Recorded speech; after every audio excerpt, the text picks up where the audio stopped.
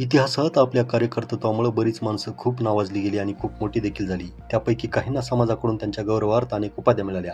त्यापैकी काही मोजक्या मंडळीबाबत आपण इथं पाहू की त्यांना अगदी सिंह आणि वाघासारख्या दमदार उपमा मिळाल्या. यात सर्वात पहिल्यांदा नाव येतं ते म्हणजे लोकमान्य टिळकांचं, ज्यांना भारताच्या इतिहासामध्ये महाराष्ट्राचा सिंह म्हणून गौरवार्थ प्राप्त झाला. आणि मुंबईचा सर्वांग सुंदर पुरुष अशी ओळख असलेल्या शिवराम महादेव परांजपे यांना मुंबईचा वाघ म्हणून ओळखलं जाऊ लागलं. इतकेच नव्हे तर त्या काळी परांजपे आणि टिळकांच्या जोडीला वाघ सिंहाची जोडी म्हटलं गेलं.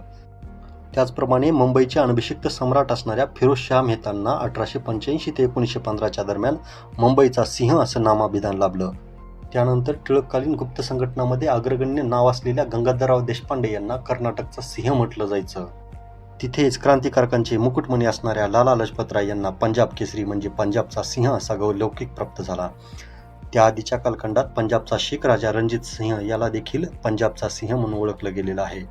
मध्ययुगीन इतिहासामध्ये हैदर अलीचा मुलगा म्हणजे टिपू सुलतान, ज्याला टायगर ऑफ म्हैसूर म्हणजेच म्हैसूरचा वाघ या नावाची खास ओळख होती. आणि भारतीय स्त्री महामंडळाच्या संस्थापक असलेल्या आणि रवींद्रनाथ टागोरांच्या बहिणीची मुलगी असलेल्या सरलादेवी चौधुराणी यांना पंजाबची वाघीण म्हटलं जायचं. नागपूरचे टिळकवादी काँग्रेस कार्यकर्ते बॅरिस्टर मोरेश्वर वासुदेव अभ्यंकर यांना स्वातंत्र्य लढ्यात नरकेसरी बॅरिस्टर म्हणून लोकांकडून गौरव प्राप्त झाला.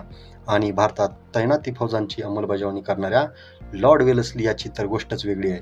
हे महाशय स्वतःला बंगालचा सिंह म्हणून घेत असत. बाकी हा व्हिडिओ तुम्हाला आवडला असेल तर लाईकचं बटन दाबा आणि इतरांना शेअर देखील करा. धन्यवाद.